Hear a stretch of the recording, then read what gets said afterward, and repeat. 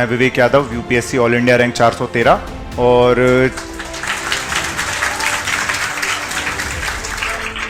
CSAT fail करता था मैं यूपीएससी में। तो 2023 में सर की एक वीडियो आई यूट्यूब पे, बढ़िया सा थंबनेल बनाया था उन्होंने, हलवा सॉल्यूशन। वो वसीम बरेलवी का एक शेर में पढ़ता था कि ये कैसा ख्वाब है, आंखों का हिस्सा क्यों नहीं होता, दिए हम भी जलाते हैं, उजाला क्यों नहीं होता। और मुझे सबसे अलग रखना ही उसका शौक था, वरना वो दुनिया भर का हो सकता था, मेरा क्यों नहीं होता।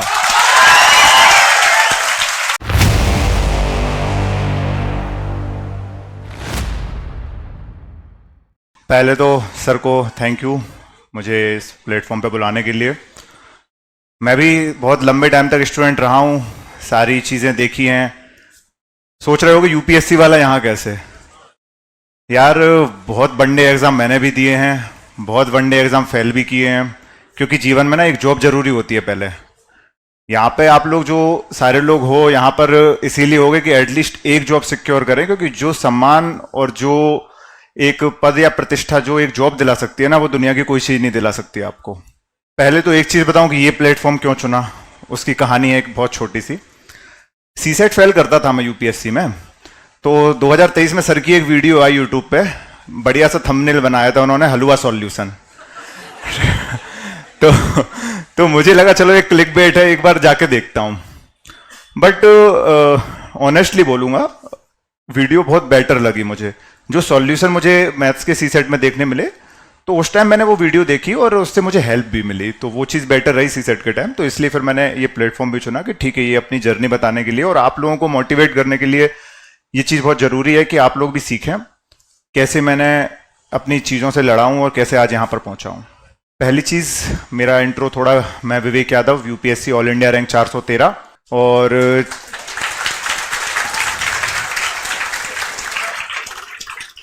सबसे बड़ी बात यह कि मैं हिंदी मीडियम से हूँ, हिंदी मीडियम से ही रैंक लाई है। आप लोगों की तरह ही ग्रामीण पृष्ठभूमि का रहने वाला हूँ, कोई बहुत अलग कोई तोप नहीं मारी थी ऐसी। बट हाँ, एक चीज़ थी कि तोप जो मारी थी वो ये मारी थी बड़े सपने देखने की। तो वो है कि आप लोगों को भी ये ध्यान रखना है कि आज जो भी तैयारी कर रहे हो, जैसे भी तैयारी कर रहे हो, कभी भी ना तो मीडियम बाधा बनेगा, कभी भी ना कोई सी भी जो आपकी कमियां हैं ना, वो कभी बाधा नहीं बनेंगी आपके लिए।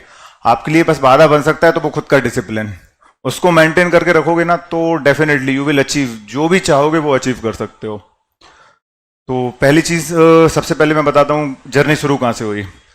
अपना जब तैयारी करी मैंने 2020 से, मैंने हिंदू कॉलेज से ग्रेजुएशन मेरा पूरा हुआ। उसके बाद से मैंने 2021 से तैयारी शुरू करी। इनिशियल अटेम्प्ट में मैं प्रीलिम्स फेल कर रहा था, वो एक दिक्कत आती थी प्रीलिम्स फेल करने की, क्योंकि थोड़ा सा वो एक होता है ना कि आप सिंसियर हो नहीं पाते हो। मैंने कहीं उस टाइम पे कोई ऐसी गाइडेंस भी अवेलेबल नहीं थी, यूजुअली गाइडेंस मिलना बहुत मुश्किल है। आप लोग चलिए यहाँ पर हैं, कोई ना कोई गाइडेंस मिल रही होगी। तो प्रीलिम्स फेल कर रहा था, तो सोचा चलो कुछ और ट्राई करा जाए। तो उसके बाद मैंने, अब पीएससी होता है जैसे अपना यूपीएससी होता है, एक स्टेट पीसीएस होता है, तो मैं वहां पर गया, मैंने स्टेट पीसीएस में अपना दिया, एमपी पीएससी, उत्तर प्रदेश भी गया, यूपी पीसीएस दिया, उनमें भी कहीं सिलेक्शन नहीं हो पा रहा था। अब व्यक्ति एक कदम और नीचे जाता है, तो मैं सीएपीएफ असिस्टेंट कमांडेंट वगैरह या फिर जो अपनी सीपीओ वगैरह की जॉब होती है, इस लेवल पर मैं ये भी देखने लगा। एट दी एंड जब समय खराब होता है आपका, वहां भी नहीं होता है। ये सब कुछ हो गया, फिर एक बचता है अपने दिल्ली पुलिस कांस्टेबल, वो तो अपनी ड्रीम जॉब होती है भाई, वो ले लें। मेरी ड्रीम नहीं थी, बट एट द एंड चाहिए तो कुछ था ना, कि एक एम्प्लॉयड हूं, वो तो चाहिए आपको। मैंने दिल्ली पुलिस कांस्टेबल का एग्जाम दिया, मुझे कट ऑफ वगैरह पता नहीं थी, मैंने रोल नंबर सर्च किया, नहीं मिला। अभी सर के रूम में बैठा था, उन्होंने बताया 71 कट ऑफ थी, मेरे 59 थे। ठीक है, तो वो चीज़ भी वहाँ हुई कि यार अपन शुरुआत आईपीएस से जीवन में करी थी और आज अपन कांस्टेबल भी नहीं बन पा रहे हैं। डिमोटिवेटेड तो हुआ, बट ये पता था कि कुछ अच्छी चीज़ के लिए बनाऊं, लगा रहूंगा, डेफिनेटली विल गॉट सिलेक्शन। और यही चीज़ हुई जब 2024 का प्रीलिम्स दिया, प्रीलिम्स पास हुआ। और जब ये पता था कि जिस दिन प्रीलिम्स पास होगा उस दिन मेंस मेरा नहीं रुकेगा कभी, किसी भी स्टेट में मेरा कभी मेंस नहीं रुका, तो वो चीज़ हुई, मेंस पास किया, इंटरव्यू पास किया, रैंक आई। पर पूरी जर्नी में मैंने एक चीज़ सीखी कि आप अगर लगे रहेंगे, असफलताएं देखो आती रहेंगी, असफलता ऐसा है नहीं है कोई, अगर आप बिना असफलता के बड़े हो भी जाएंगे ना, तो आप उस चीज़ का संघर्ष नहीं समझ सकते। आज आप लोग यहाँ बैठे हैं, मैं समझ सकता हूँ हर एक व्यक्ति, क्योंकि मैं भी बहुत एक लंबा 4 साल का एक लंबा संघर्ष किया, बहुत एग्जाम फेल किए, कोई सा एग्जाम छोड़ा नहीं था मैंने कि फेल ना किया हो। पर एक चीज़ पता थी कि जिस दिन मेरा टाइम आएगा तो फिर मेरा नहीं होगा तो फिर किसका होगा। तो इतना कॉन्फिडेंट आपको अपने अंदर रखना है। अगर ऐसा कोई कॉन्फिडेंस आप रखेंगे ना, डेफिनेटली आप बहुत कुछ अचीव कर सकते हैं। और एक दो चीज और मैं, बाकी आप लोग फिर पूछ लेना मुझसे, एक दो चीज और मैं जोड़ूं। तैयारी के दौरान ना आप अकेले बुक्स से नहीं लड़ते हैं, आप रिलेटिव से जो होते हैं ना, आपके रिश्तेदार, पड़ोसी, आस पड़ोसी, उनसे बहुत प्रॉब्लम रहता है। उनसे लड़ना नहीं है हमें, क्योंकि आप उनको कुछ कर नहीं सकते। वैसे भी आपको ना अपने रिजल्ट पे बोलना है। आपका जिस दिन सिलेक्शन होगा, मेरा जिस दिन सिलेक्शन हुआ उस दिन मेरे इतने रिलेटिव्स बने हैं ना, उतने मुझे क्या पता पेरेंट्स ने भी शायद इतने रिलेटिव्स नहीं दिए थे मुझे। इतने आपके फ्रेंड्स बनते हैं, इतने रिलेटिव्स बनते हैं, वो सब कुछ जो आप पाना चाहते हैं वो आपको एक परिणाम दे देता है। और वो वसीम बरेलवी का एक शेर में पढ़ता था कि ये कैसा ख्वाब है, आंखों का हिस्सा क्यों नहीं होता, दिए हम भी जलाते हैं, उजाला क्यों नहीं होता। और मुझे सबसे अलग रखना ही उसका शौक था, वरना वो दुनिया भर का हो सकता था, मेरा क्यों नहीं होता। मतलब आपके आने के एक्साइटेशन में हम लोग ये भी भूल गए कि आपको वेलकम करना है। ठीक है,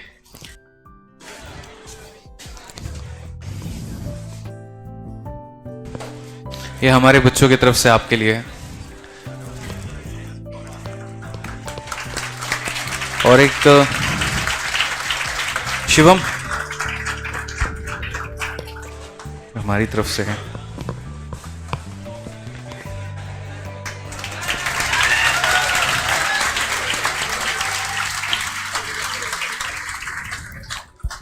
विवेक, मैं हमेशा से ऑनलाइन में भी एक ही बात कहता हूं, ऑफलाइन में भी। देखो, इंसान जो आगे बढ़ता है ना, उसके लाइफ में दो तीन चीजें होती हैं जो बहुत आगे लेकर के जाती हैं। सबसे पहले तो उसका अपना एक होता है डिसिप्लिन, ठीक है, और दूसरा उसके ऊपर में अपना एक आत्मविश्वास। कॉन्फिडेंस इतना भी ना हो कि तुम्हें एकदम रॉकेट बना दे, और कॉन्फिडेंस इतना भी ना हो कि बैलगाड़ी बन के चलो। लेकिन इतना जरूर है, जैसे इन्होंने ये कहा कि सर इतना कॉन्फिडेंस मेरा अपने ऊपर में था कि मेरा प्रीलिम्स निकल जाएगा तो मेंस निकलना ही निकलना है। कॉन्फिडेंस आपको अपने अंदर में भी रखना बहुत जरूरी है, क्योंकि जिस गवर्नमेंट एग्जाम की बच्चों आप तैयारी करते हो, इस गवर्नमेंट एग्जाम में अप भी आएगा, हाई भी आएगा, मतलब लो एंड डाउन साथ में चलता रहेगा। कई बार ऐसा होगा आप बहुत एक्साइटेड हो जाओगे, कई बार ऐसा होगा यहाँ पर कि बहुत ही लो फील करोगे, लेकिन उसमें अपने आप को मेंटेन करके चलना, अपने विश्वास को टूटने मत देना। अच्छे से अच्छे लोगों को मैंने देखा है सेंटर पर टूटते हुए, एग्जामिनेशन हॉल के अंदर बिखरते हुए। दो बढ़िया सवाल आ जाता है कि वहां पर नर्वसनेस इतना ज्यादा हावी हो जाता है कि आप पेपर खराब करके चले आते हैं। तो ये लाइफ में कभी मत करना, ठीक है, इस बात का पहला ध्यान रखना। दूसरा बात ये है, कंसिस्टेंट रहोगे ना, जैसे मैं वही बात है कि यार पानी भी अगर पत्थर पर गिरे तो वो भी सुराग कर देते हो। कहा है ना यहाँ पर कि कौन कहता है कि आसमान में सुराग होता नहीं, एक तबीयत से एक पत्थर तो उछालो यारो, ठीक है। तो वो भी हो सकता है अगर आप थोड़ा कंसिस्टेंट रहें, लगातार रहें, डिसिप्लिन में रहें, पढ़ाई करते रहें, तो सारी चीजें होंगी। तीसरा, यहाँ पर कोई भी व्यक्ति ऐसा नहीं है जो बहुत पहले से अच्छे बैकग्राउंड से आया हो। मुझे लगता है हम सारे के सारे सेम बैकग्राउंड से हैं, ठीक है, सेम वो संघर्ष रहा है। अब आप यहीं पर देख लीजिए, जो हम हमेशा एक बात कहता हूँ कि मुखर्जी नगर में लोग आते हैं यूपीएससी का सपना लेके, तैयारी सीजीएल का करते हैं, फॉर्म सीएचएसएल का भरते हैं, और रिजल्ट एमटीएस का इंतजार कर रहे होते हैं। धीरे धीरे धीरे धीरे आलम यहाँ पर ये हो जाता है जैसे जैसे वक्त बीतता है, लेकिन उसमें भी जो अपने आप पे विश्वास रख के रखता है वो बहुत आगे बढ़ के जाता है, ठीक है, रखो। और बाकी ज्ञान ज्यादा से ज्यादा अर्जित करने की कोशिश करो। एक मैंने लाइफ में हमेशा देखा है, जब जब मैं लोगों से मिलता हूँ, बात करता हूँ, जो जितना ज्ञानी होता है वो उतना हम्बल होता है। इसी पे वो लाइन याद आती है हमेशा, जो हमारे घर वाले भी कहते थे कि जिस पेड़ में फल होता है वो ज्यादा झुका हुआ रहता है, और जिसमें कुछ नहीं होता वो ज्यादा तना रहता है, एटीट्यूड में रहता है। तो ये जो इंस्टा के रील हैं और इन सब चीजों से ही मोह माया से थोड़ा बाहर आओ, वास्तविकता में जीने की कोशिश करो। दो सवाल आएगा नहीं, एटीट्यूड तो एकदम ऐसे बदल के आएगा। वहां से यहां तक चल के आने में लोगों को बोर्ड पे अगर एक क्वेश्चन लगेगा यही है एकदम अगला टॉपर, तो ऐसा नहीं बनना है आपको, अंधों में काना राजा नहीं बनना है, ठीक है। अपना थोड़ा पॉजिटिव वाइब मेंटेन करके चलना है, और ऑरा ऐसा रखो कि हाँ सिलेक्शन के बाद भी नहीं भी हो भी तो लोग ये ना कहें घमंडी इंसान है, ठीक है। मिलो, बात करो, व्यवहार रखो, और अपने आप को पॉजिटिव रखे रहो, हमेशा नेगेटिव होने की जरूरत नहीं है। बाकी आप लोग सर इनको कोई माइक दे देना, या फिर जो भी करें तो अपना पूछ सकते हैं। किसी का कोई सवाल है ना, ठीक है, तो वो वहीं से पूछ ले। हाँ ठीक है, माइक तो एक ही है। हाँ, जो इतनी आवाज आ जाएगी मुझे। उठा करके पूछ, ठीक है। जी। बीएससी के बाद अपने अपनी एजुकेशन है वो कंटिन्यू रखते कि बाद उनकी प्रिपरेशन में चले गए थे? हाँ, इन्होंने पूछा मैंने पीएससी साथ में किया, उसके बाद प्रिपरेशन को कैसे कंटिन्यू रखा। मेरा फाइनल सिलेक्शन नहीं हुआ था, मैंने दोनों में इंटरव्यू दिए थे, मध्य प्रदेश लोक सेवा आयोग और उत्तर प्रदेश लोक सेवा आयोग, दोनों में मेरे इंटरव्यू दिए थे। यहाँ पर जो वर्किंग है मैं उनके लिए यही कहूंगा कि देखिए, जिसके पास समय कम होता है ना, उसको उस समय की वैल्यू पता होती है। जिस दिन आप लोग सेलेक्ट हो जाओगे ना, आपको समय की वैल्यू पता रहेगी। अभी जैसे हम लोग हैं, हमारे पास 24 घंटे हैं, बहुत होते हैं, हमें समय की वैल्यू नहीं पता है। अभी जैसे सर हैं, इनको लगातार क्लास लेने, इन्हें पता है कि समय कितना वैल्यूएबल है। अब मुझे पता चलता है, मुझे अलग अलग जगह जाना होता है, कोई काम करना होता है, मुझे समय की वैल्यू धीरे धीरे पता लग रही है। जब हम एस्पिरेंट लाइफ में होते हैं, हमारे पास पूरे 24 घंटे हैं। तो जिस दिन आप कहीं सेलेक्ट हो जाएंगे या फिर कोई भी काम करेंगे, आपके पास अपने आप एक मैनेजमेंट होता है ना, सीख जाएंगे मैनेजमेंट। बहुत आसान चीज है ये। जब आपके पास समय कम रहेगा, आप उसकी वैल्यू ज्यादा करेंगे, एक कहते हैं ना, अपनी एक्यूरेसी बढ़ाएंगे आप, तो वो फायदा मिलेगा आपको।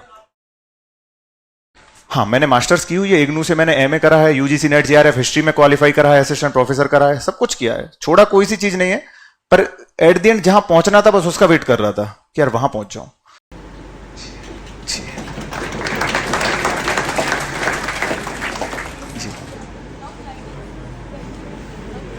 हाँ, देखो इनका जो क्वेश्चन है कि विदाउट गाइडेंस आंसर को एवेल्युएट कैसे करें।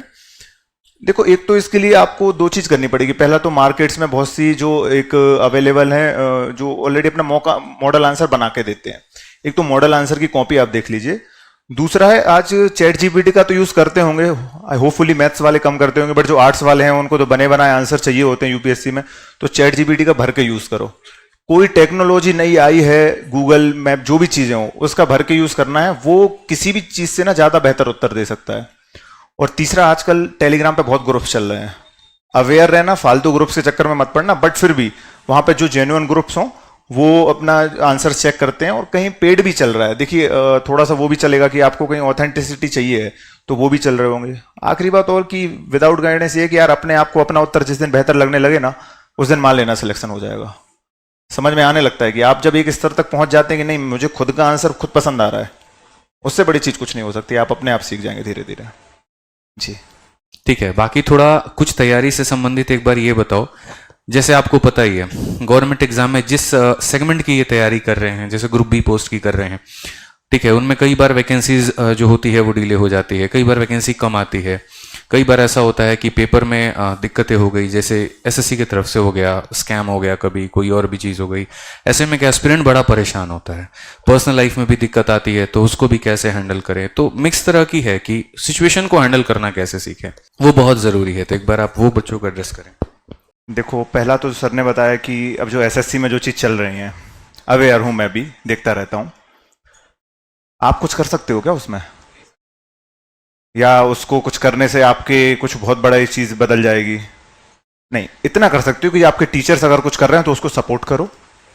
अपनी जहां भी जरूरत हो वहां अपनी आवाज उठाओ कि ये चीज हो रही है भाई, ये चीज नहीं होना चाहिए। कोई भी गलती हो, देखिए जो जिंदा होता है ना, वो बोलता है।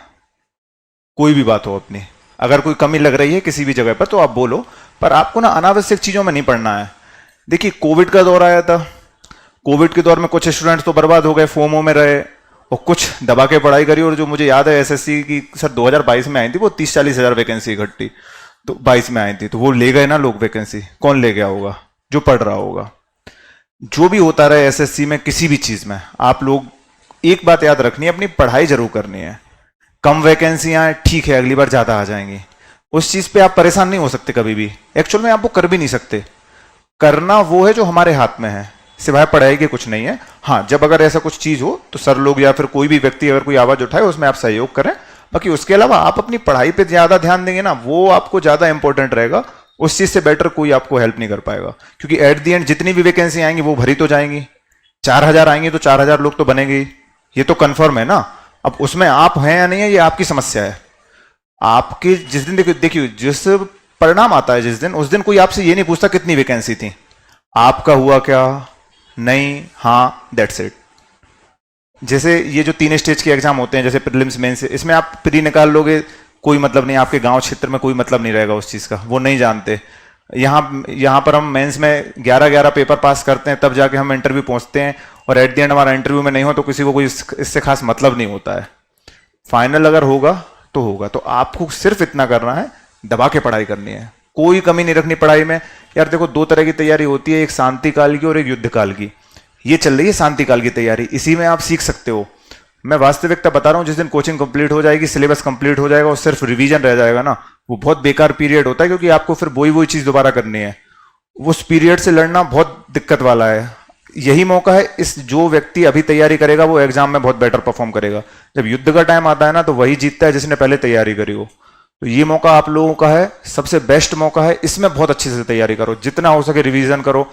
ठीक है, अपनी पर्सनल लाइफ होती है व्यक्ति की, पर कभी भी सोच के देखना, सिर्फ खुद की पर्सनल या जो समाज में सम्मान, माता पिता का सम्मान हो, खुद की जो एक ओहदे पर पहुंचना, वो ज्यादा इंपॉर्टेंट होता है। एक्चुअल में देखिए, सर ने एक क्वेश्चन पूछा है आप लोगों के लिए भी है कि एसएससी के जो विद्यार्थी हैं वो यूपीएससी की तैयारी सिलेक्ट होने के पहले या सिलेक्ट होने के बाद कैसे करें। देखो, सिलेक्ट होने के बाद तो करना बहुत आसान है, क्योंकि आपको पता है भाई, आपके पास जॉब है, अब आप किंग हैं भाई, कुछ भी कर सकते हैं अपना, कुछ नहीं होगा तो एक ग्रुप बी की जॉब तो आपके हाथ में है एटलीस्ट। पर अभी इस टाइम के फेज में मैं तो ये कहूंगा कि देखो, UPSC is all about mains answer writing करना आपको बहुत जरूरी है। और यूपीएससी पास करने के लिए दो जो सबसे बड़ी ब्रांड चीजें हैं ना, एक तो उसमें यह है कि द हिंदू या इंडियन एक्सप्रेस एक न्यूज़पेपर पढ़ना, और दूसरा एनसीईआरटी। तो आप केवल एक काम करो अभी से, जिसका भी मन हो, और मैं तो कहता हूं सबको मन बनाना चाहिए, कभी भी रुकना नहीं चाहिए कहीं भी। तो एक चीज याद रखो, अभी से न्यूज़पेपर पढ़ना शुरू करो।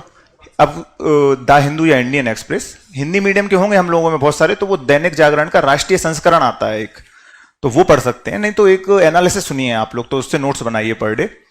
तो एक सबसे बेहतर होगा करंट अफेयर्स के लिए द हिंदू का न्यूज़पेपर, और दूसरा एनसीईआरटी। भाई एनसीईआरटी आपको एसएससी में भी काम आएंगी और यूपीएससी में भी काम आएंगे। तो ये दो चीज आप ना इनिशियल बेसिस पे कर सकते हो, और फिर जिस दिन आपका प्रीलिम्स हो जाएगा उसके बाद फिर मेंस की जर्नी देखिए थोड़ी सी अलग है, फिर आपको एक ऑप्शनल चूज करना पड़ेगा, बहुत सारी चीजें करनी पड़ेंगी।